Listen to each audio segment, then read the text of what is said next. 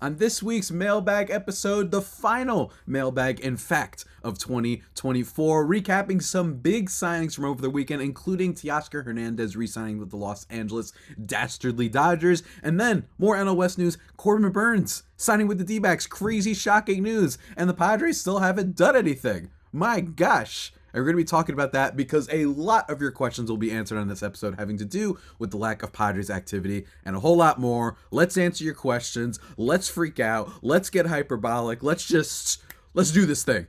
Let's get to it.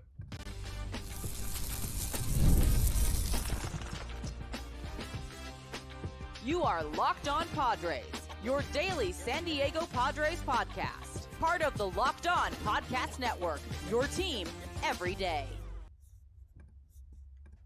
Greetings, ladies and gentlemen, and welcome to another edition of the Locked On Padres podcast, which is part of the Locked On Podcast Network, your team every day for Monday, December 30th. As always, I'm your host with sometimes, occasionally, but certainly not always the most, Javier Reyes. You can follow me on Twitter /X and Blue Sky at Javipeno, JAVIIPENO. For the record, if you're anybody's curious, Blue Sky have been a little bit more unfiltered over there. Just because why not? I don't know. Try to make a little bit of a difference between two. You know what I mean? It's like you get it's like how both Pokemons, when like a Pokemon game comes out and there's like slight differences between like Ruby and Sapphire, Emerald and Pearl, all that stuff. Anyway, that was a dumb analogy, but you get my point, guys. Also, today's episode, let me tell you, remember, we are your first listen every day, free and available on all platforms, and it is a mailbag, so feel free to message me. It is the last one of 2024, obviously, but feel free to message me and also leave comments on the YouTube channel. I love looking through all of those and just seeing what you guys have to say. So today's episode is going to do a lot with that, but first, let's get into some of the news. First of all, it just happened before I started recording, and if some of you are wondering why the mailbag episode, I have put out a last call thing, usually like Sunday nights, and I don't record until Monday morning. That I've done a lot more recently just because we tend to sometimes get news at Monday morning, or in some cases in the middle of the night, right? When I forgot, what was the signing that happened in the middle of the night, like a couple weeks ago? What was it? Was it Walker Buehler?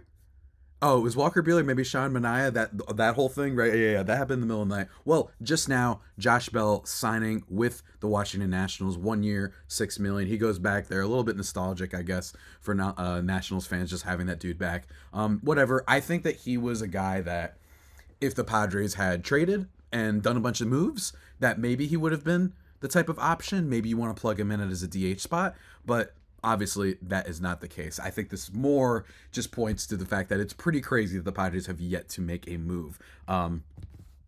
Not very fun. Someone actually tweeted at me the FanGraphs projected F4 total that was added, and then the projected F4 total loss. The Padres have a differential of minus 10.4, which is the worst in Major League Baseball right now. They have simply yet to do anything. And in that regard, that is a little bit shocking, but also there's some optimism because of that, and I'll get to that in a minute. Also, biggest moves, though, obviously, Teoscar Hernandez, first of all, signing with the Los Angeles Dodgers. That was kind of expected. 3 years, $66 million contract. It's not that they got Teoscar Hernandez back that scares me. It's that they got him and they got my boy Michael Conforto, and I think that Conforto is at worst an average batter, Major League level. And he's been incredible in years past, and I think that the Dodgers are really good, as we've seen year in and year out, at bringing out the best of some of these talented guys and getting these guys on like 1 year deals because everyone in the league very weirdly gives up on them. You know what I'm saying? I'm not saying that, teams necessarily are being dumb for saying we don't want to pay 17 million, I think it is, for Michael Conforto for 1 year. But even still, like, that's just 1 year. And also, this just happened with Teoscar Hernandez, right? Teoscar Hernandez signed a 1 year deal with the Dodgers, and literally everyone was like, oh God, this is going to be awesome for them. Well, I'm ringing the alarm bell and saying Conforto is going to be awesome for them, and Teoscar will still be good. I don't think he was really going to go with any other team. There was something about him that felt very like, this feels right for me. I like this team. They got the best out of me. 134 WRC plus last year, 33 home runs, a slugging percentage of 501. He's just a superstar slugger. And I think that platoon, that combination with him and Conforto is going to be really, really lethal. I don't think he was an option for the Padres. I really do think that it was kind of Dodgers were just always the team there. It was literally said in the announcement after they signed Conforto that they're still looking to keep Teoscar, have a little bit of platoon thing going. And that's what happened. So, unfortunate that the Dodgers keep getting better, But what can you do, folks? But that lefty-righty split, I'm telling you, that Conforto thing is going to be very scary. I'm nervous about that. But of course, that isn't the biggest news, I think, that happened this weekend. The biggest news, for sure, Friday night, I think it was Friday night, I texted my buddy Miller Thomas of Locked On Diamondbacks. Do not worry, he will be on the podcast probably Friday or Wednesday. I don't know which day yet, to talk about the move and just talk about the state of the NL West. But Arizona Diamondbacks, shock of the offseason, signing Corbin Burnes, the number one overall pitcher, to a huge deal, 6 years, $210 million. First of all, got to give credit to the Diamondbacks here. Look, I thought that like the Orioles, would come to their senses and sign this guy. I thought that you might get the Yankees bid high on him. I thought you could get a bunch of other teams that would bid high on this guy. I even thought maybe the Phillies might have been an option, but the Diamondbacks probably saw that there wasn't too much traction and they decided to go for it. And you got to give them a lot of credit, and especially owner Ken Kendrick. And the Diamondbacks, if we're going to give credit to the Dodgers, which we should, let me be very clear. Like the Dodgers, while they're boring and we don't have to, they're kind of like Kansas City Chiefs, where it's like, yeah, they're great, but also like, get out of my face. This is boring. I don't want the sport to be run by this one team. But you got to give them credit for spending. You also need to give credit to these somewhat middle tier, lower tier market teams that are showing you, like the Padres, and especially more recently, like the Diamondbacks, that they absolutely could do this. The Diamondbacks also have some uncertain financial futures and stuff, and whoever it was that convinced owner Ken Kendrick to be like, you know what, let's go for this, huge kudos to them, and this makes not only the Diamondbacks better, but the National League West a whole lot better.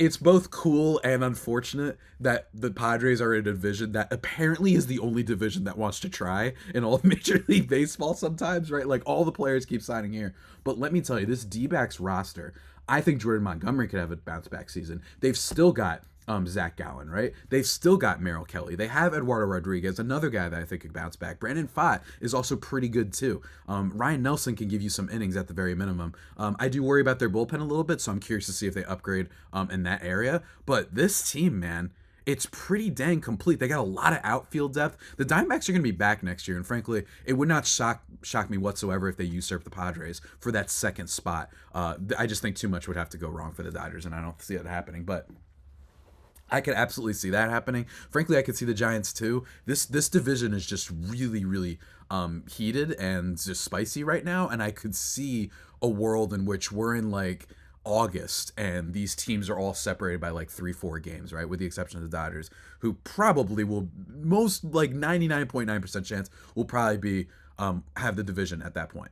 Like catastrophic things would have to happen to them for that not to happen. So I think that this is a huge deal for them. And again, it is a reminder that there is a lot of middle tier, lower tier markets that could be spending this much money. Look at Tampa. Look at especially Milwaukee and Chicago and Cleveland. Those are teams that absolutely could be spending more, and they've convinced their fan base, or at least convinced some people, I don't want to say everybody's a sucker, that you have to just build through the farm and that's it. And it's a really unfortunate thing, but shouts to the D-backs, shouts to my boy Miller. Go check out Locked On Diamondbacks for his reaction to the deal. He broke it down in every single detail, but really, really wild that they got the number one pitcher. I don't think anyone had this. I think they had at best that the Diamondbacks would just add some DH help and some bullpen help, you know what I mean? And maybe they would sign a Nick Pivetta type, who I've been obsessed with lately, but they did not. They went for it. Give them a whole lot of credit.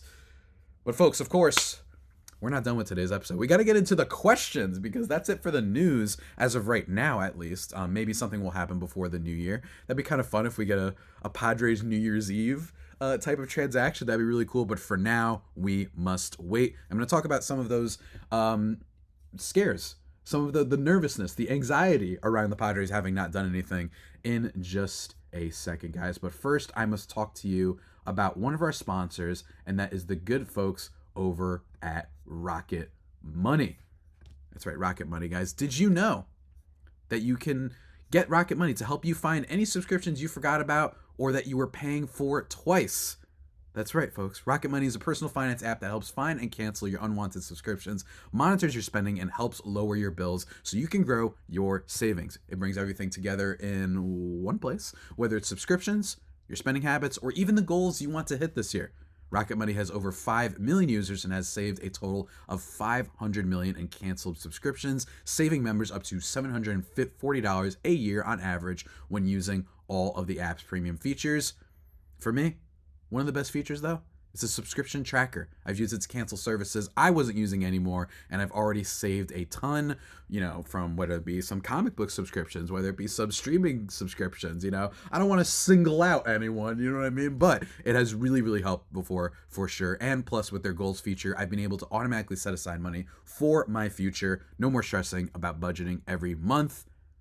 So go and cancel your unwanted subscriptions and reach your financial goals faster with Rocket Money. Go to rocketmoney.com/lockedon today. That's rocketmoney.com/lockedon to save. Go check it out.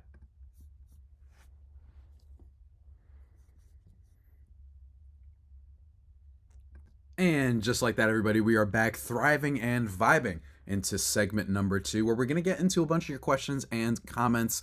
Firstly, starting, of course, with everybody who messaged me on Twitter. I don't know why I use that as like the premium, like those are who I answer first, but it is what I do. First of all, coming from my guy Kaz, longtime listener of the show, he says, are you worried about Padres not making any moves before the start of the season? I believe they will, but who and when, but for in terms they don't know. You phrase this a little bit weirdly, my guy. But who and where, I don't know. But unfortunately, I think Dylan is gone. Hopefully, we can get some good pitching back. Go Pods. I have no idea what to think about the Dylan Cease thing anymore. I don't think they should trade him, but I really think that it's funny how I was saying that I felt like, is it possible he gets moved if they get Roki Sasaki? Because again, getting Roki Sasaki should be viewed as you're getting like a top 5 MLB prospect. You know what I mean? And that doesn't mean he can't be good immediately. There are plenty of top tier, top 5 prospects that contribute every single year, right? Like that does happen. I'm not saying that.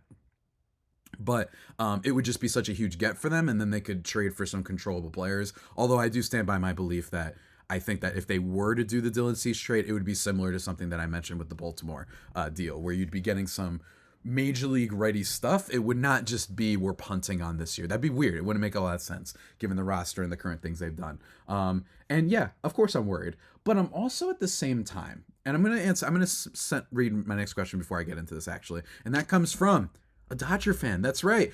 Kevin at BlueGoon82 on Twitter. First of all, I like your picture of the bat holding the glove. I don't know why. It's just really cute. And that's Blue Goon is your name. I don't know. It's just really nice. Dodger fan here with an interest towards what the Pods do this offseason. The lack of moods is odd, especially with holes in the outfield, DH, and maybe starting pitching. Are Padres fans worried about the future with a shaky farm system and so many long-term contracts on the payroll? Let's start with in terms of the lack of movement. Let's start there. I read earlier the FanGraphs projected WAR thing. I am just having a lot of trouble imagining that they don't do anything. You know what I mean? Like, okay, if they had signed Profar at this point, then I'd be like, oh God, is that all they're gonna do? I just don't see a world in which this is literally all they do. I understand that there seems to be a little bit of a cutback incoming for spending, which isn't inherently awful, by the way.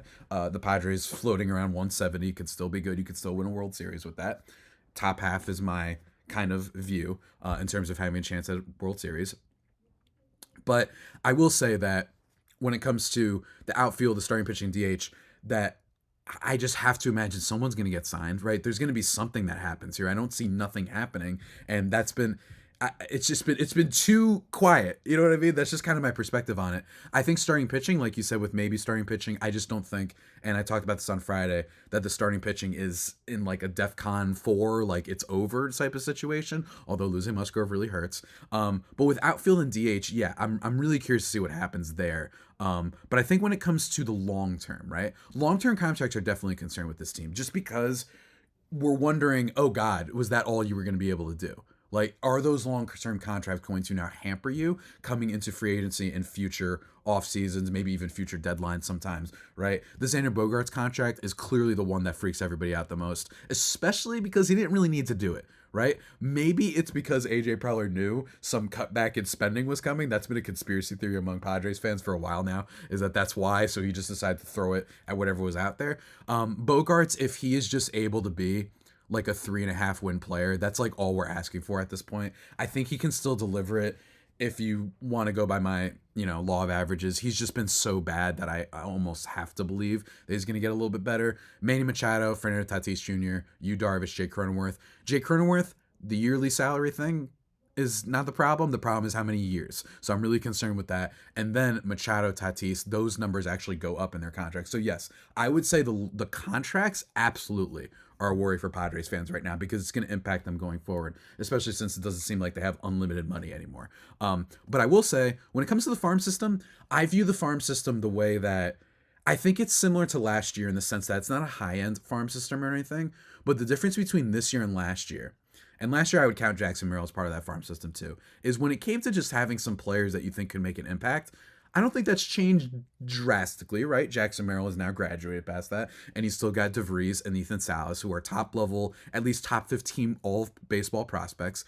I think the problem is the difference between this year and last year is they don't have farm system stuff that they can use in trades, right? I think they used up a lot of their ammo, for lack of better terms. So I am worried about that. But in terms of having eventually having some players that could be good, I'm not too worried about that because the Padres have shown that they can really regenerate their farm system pretty well over I remember when they did the Juan Soto trade, right? The Juan Soto trade was supposed to kill them forever. The Blake Snell trade and Yu Darvish trade, the same offseason, those were supposed to be a huge dampener on them, right? They've made a lot of deals and they still kind of claw their way backwards. And I think DeVries and Salas, by all accounts, are probably off the market, off the table. So I'm not super worried about the Padres farm system long term, maybe in the short term. And whether you can maneuver those assets to get other players, I am a little bit worried about that. It's a weird time, man. It's a really weird time. And I don't mind people who are panicking. I get it.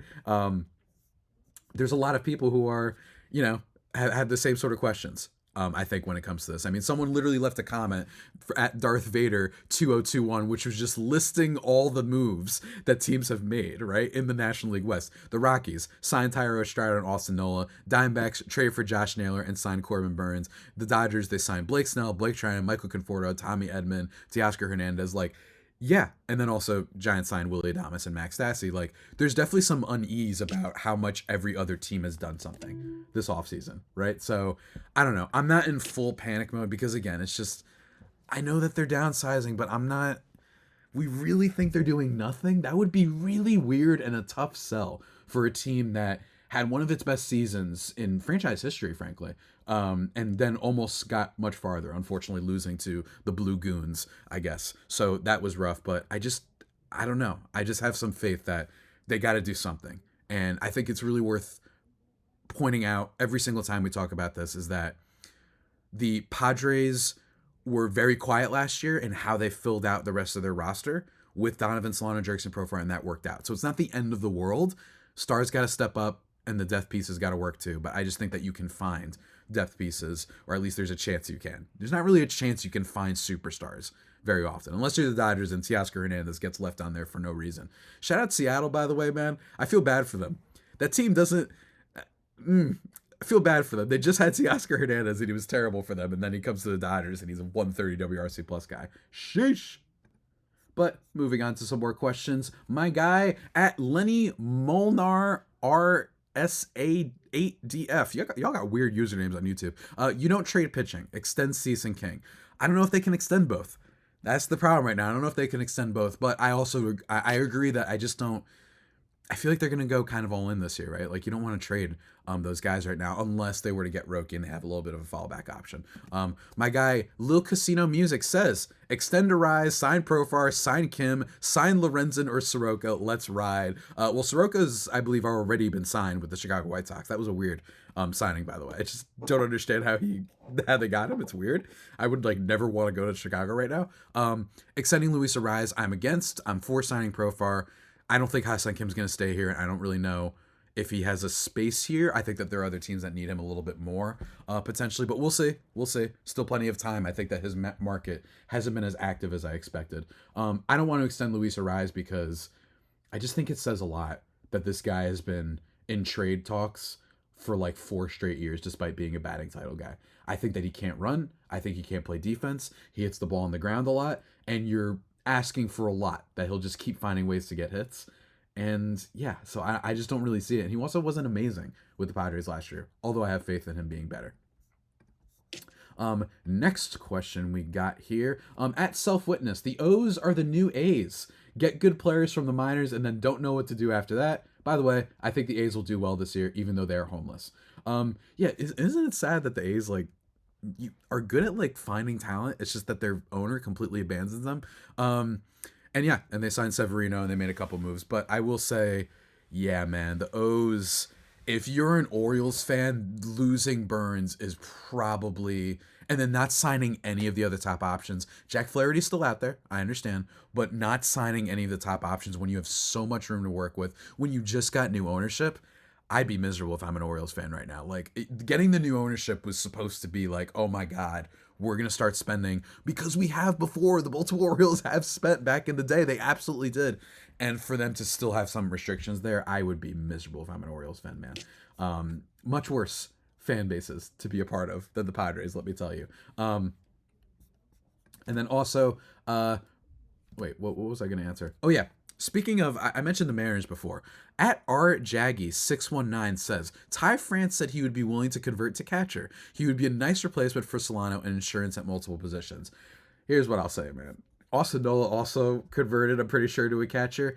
I will say that I just mentioned that the Mariners lost out on Teoscar Hernandez. Ty France had 3 straight good seasons, right? He had 3 straight good seasons, 2020, which is whatever, but then 129 WRC plus in 2021, 127 in 2022. Then he fell off a bit, had a 105 in 23, and then 93 this past year. So things have been getting worse, but I don't think he was totally a fluke. I wouldn't hate the idea of taking a shot on Ty France. Maybe the Mariners just don't know what they're doing, as evidenced by the Teoscar thing, right? So I don't hate it, but as a catcher, I mean, he would be a backup, obviously, but I mean, you could do worse. You know what I'm saying? I'm not going to hate on this type of take. It's just not too much. And then at RJaggy also says, why do you never mention Elias Diaz? He had a decent showing on the pods. Would really love to see Kierstad and either Mountcastle or Mayo in this lineup. Well, you ain't getting Mayo. I promise you're not getting Mayo. That's just too high of a prospect, I think, for the Orioles, especially for what would probably be the only asset the Padres could give up is probably Dylan Cease. You're not trading Kobe Mayo for 1 year of Dylan Cease, especially if they're too cheap to sign anybody, apparently. So they're not dealing with Dylan Cease and Boris. Scott Boris, the agent. Elias Diaz, my problem with Elias Diaz is he's had a lot of negative years. And I think that he was okay for the Padres. There's worse, but I just feel like Grandal has a greater offensive upside. It's more fun, frankly, because he'd be coming back to the Padres, but he's had a lot of negative years. Diaz, I mean, minus 1.2 in 2022. He had a minus 1.4 in 2019. He's had a minus 1.1 in 2017. He had a minus 0.1 in 2020. I just feel like this is a player that things have gone really poorly before. And I understand he's an okay defender, and offensively, I just don't see any upside here. And it feels like the type of move that you make when you're not a contending team. So I'm just not a fan of Diaz. That being said, there's no rush to sign him if the Padres don't get any other catcher, don't make any trade, although I don't think there's one out there. Then yeah, why not? I mean, I guess. But at that point, just hope for Campuzano to get better, I guess, right? You know what I mean? I don't know. I'm just not big on Elias Diaz. But we're not done answering questions, folks. We've got plenty more to talk about in the final segment. But before we do that, we must take a little bit of a break and hear a message from our sponsors.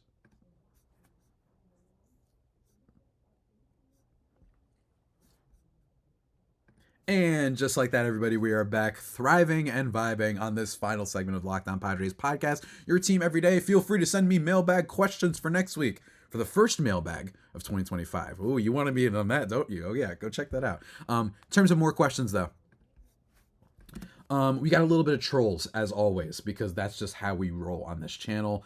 At am3lagrimus 410, LOL, Padres wanting Sasaki is like a college kid blowing money on a BMW instead of getting a beater car with a 9-to-5 job at a supermarket. Why would Sasaki go to Padres knowing he'll just get traded like Soto or can't commit to like Snell when y'all had both of them? Okay, so first of all, I mean, if you have enough, I don't want to hate on people's spending decisions, but I think that I don't understand why Sasaki, I don't understand this idea that the Padres are like some C-list organization, right? I'm not saying they're the Dodgers. Yeah, in terms of just an organizational structure, that is a much better one. But the Padres have been improving. They have good pitching coach. They have the pitching lab that they've been working on. And look, like, players have gotten better for them. They haven't gone to arbitration with any players. There are worse teams out there. You know what I'm saying? And by the way, money doesn't have anything inherently to do with signing Roki Sasaki because he's an amateur player. So it would be your international bonus pool money that you'd be spending. So money isn't necessarily the question here. So frankly, any team could get involved in on this, right? So I don't understand this idea that, like, they can't afford him. And then when it comes to Soto, knowing he'll just get traded like Soto, Snell was a free agent, first of all. Snell was a free agent. He ended up signing with the Giants. That's completely different. And I don't necessarily hate the idea of not keeping Blake Snell because he's a little bit of a weird pitcher. Let's be real. Stinking for like a month and a half and then always coming through every year. That's the type of thing where you're like, oh man, is he always going to do it? Is Ethan Hunt always going to be able to defy the odds, in Mission Impossible? I don't know. But, and then Soto, I think that was, I don't think anyone could have, I think we saw that this contract that he just got from the Mets, I think clearly the Padres made the right decision trading him, right? Now you can make an argument for, should they have been a little bit more aggressive trying to sign him instead of other players? Sure. But, or should they not have traded all their prospects for one player? Sure, you can make that argument as well. But I think that what we're seeing now is the Padres realized, oh, this guy's about to get paid. This is a Boris super client right here. So trading him actually made a lot of sense. So totally disagree with your comments there, but I did get a lot of this sentiment about whether or not the Padres could kind of, why would Roki Sasaki go to this team? I feel like is a lot of comments I've gotten. And I just remind you, we got those aforementioned teams in the first segment, from Milwaukee to Cleveland to heck, even Boston to a degree. I know they've gotten better this offseason, but they randomly stopped spending. You could look at other teams around the league. There's just plenty out there that are a lot worse. White Sox, Tigers have been bad for a while until this year. Let's not act like the Padres are nothing, right? I don't understand that line of thinking. I don't understand. Even if the Dodgers, yes, are a better destination, I think overall, all encompassing. And another comment from probably a troll at Roseberry Tree Service 6712 says the Padres suck at staffing. With an exclamation point. That's the key part there. No, they don't. They literally don't. Now, historically, yeah, they ain't necessarily the best. But as of recently, the coaching and everything has been fine. I think that they've been putting together a good thing. Although it is true that before this season, there were a lot of questions about AJ Preller. And I still think that there should be some questions about AJ Preller and the overall management structure and whatnot. But again, I don't understand this idea that they've gotten a lot out of pitchers these past few years, and even some of their offensive players have gotten a little bit better. I think that they've shown a lot of signs of being an organization on the rise rather than an organization on the decline. This is the way, say, Orioles, Cardinals, that's a great example. The Cardinals are a mess right now, so I'm okay with it. Comment about Roki, though, that I actually kind of agree with. At HWax says on YouTube, waiting for Roki to make a decision is kind of torture. Really hoping he picks the Padres, but have a strange feeling he might go with another team no one is expecting, like the Cubs or the Rangers. Both teams Darvish played on earlier in his career. Hope I am wrong. Also, I think the Padres need to trade Arise because $14 million is kind of steep. Hopefully a team will trade. Also, Arise has gone to arbitration hearing before with another club, but Preller, I believe, rarely takes a player to arbitration hearing, correct? But he did mention that Arise needs to have a better on-base percentage with more walks. Fully agree, we need another starting pitcher because of Musgrove's injury. Yeah, again, AJ Preller knows. He's like, having Arise is so much different than being someone who just turns on the highlights and they saw him bash 4 singles in a night.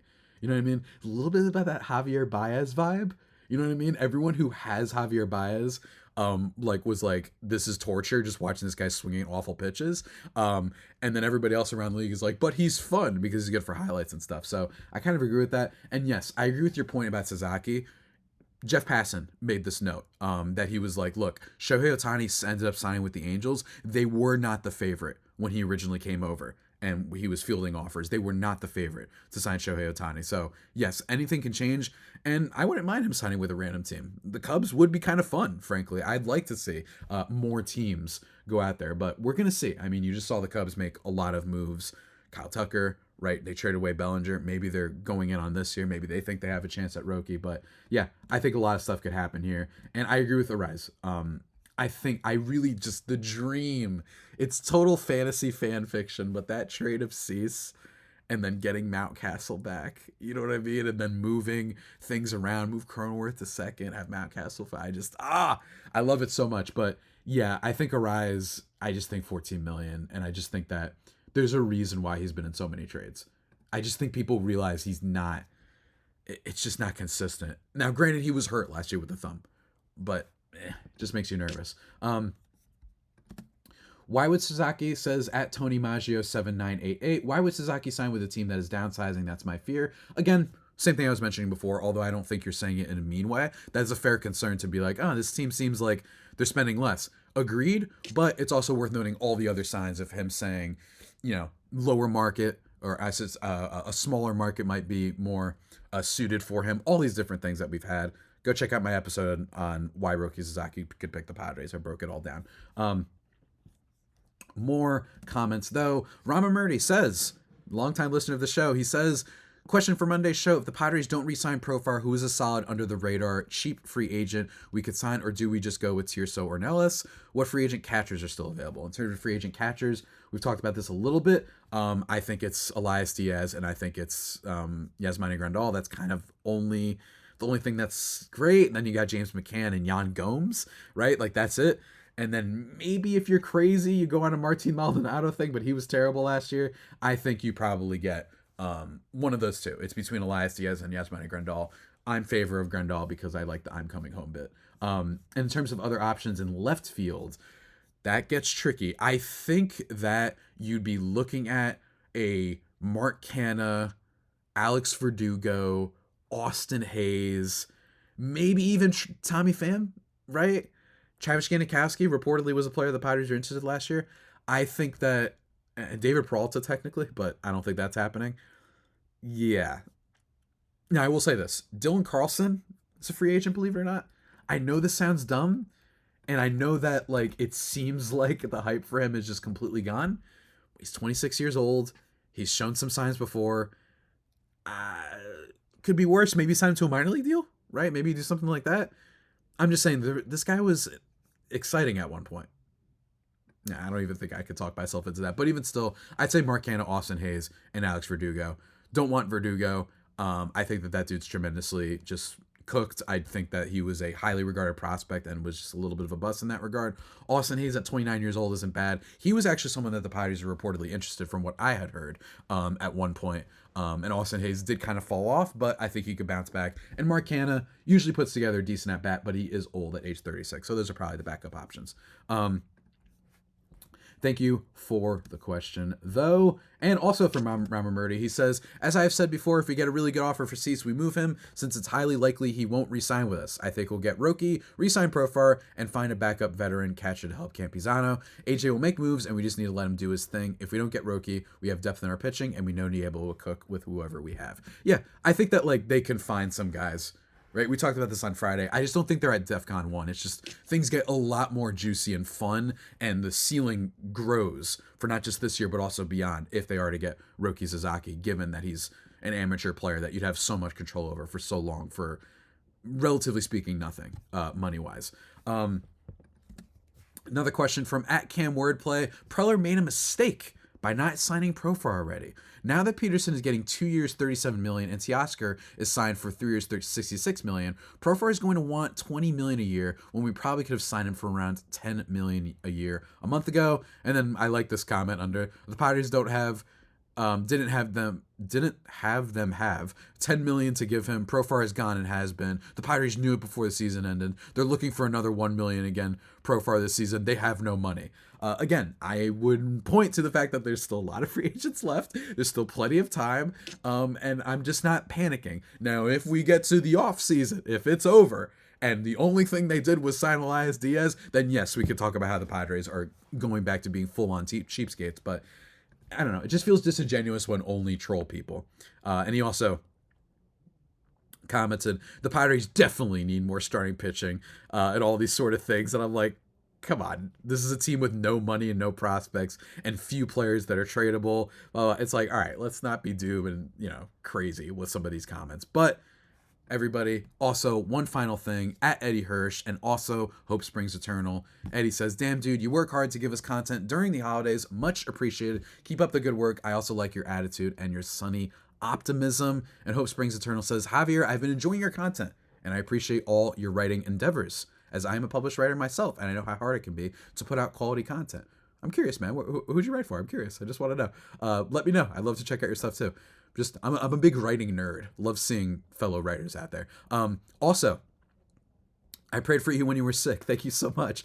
Regarding Roki Sasaki, may the good Lord allow the Padres to sign him on my birthday, which is January 15th. Okay. That would be a great gift to me and all Padres fans. Keep up the good work. Firstly, Jeff Passan said in Recording Reports that might be the earliest time. I think the 15th or the 16th that we see Roki Sasaki signed. So maybe, man, maybe. And I just wanted to highlight those two comments. Thank you, everybody, for the kind wishes that not just were sent my way this week. I hope you all enjoyed the holidays, but also throughout the whole year. I feel like you guys have been very, very nice. The only time things got really weird was after the episode I did on the Dodgers, after I signed Blake Snell. But for the most part, always love you guys so much for listening. It's been a long journey. Let me tell you, been hosting this podcast for a very long time. Excited for, I think, my 6th season doing this. And it's been great. I hope all of you had a great 2024 as well. I just hope that things are going great. And I think that this Padres team has a lot of questions. I really think them losing this year really hurt them. And it really did feel like this was their year. It really, really did. The Dodgers were dilapidated in terms of their starting pitching health. The Padres were on a roll, winning every close game and all these sort of things. They just kind of died at the wrong time. But even still, there's still a lot to be excited about. And I still think that AJ Preller is he's a good GM. Made a lot of bad decisions, right? He hasn't been perfect, but at the very minimum, he's made Padres baseball exciting in many ways. So I'm still hopeful, and I think you should be too. And here's to 2025. I hope you guys thrive and vibe in perpetuity and forever.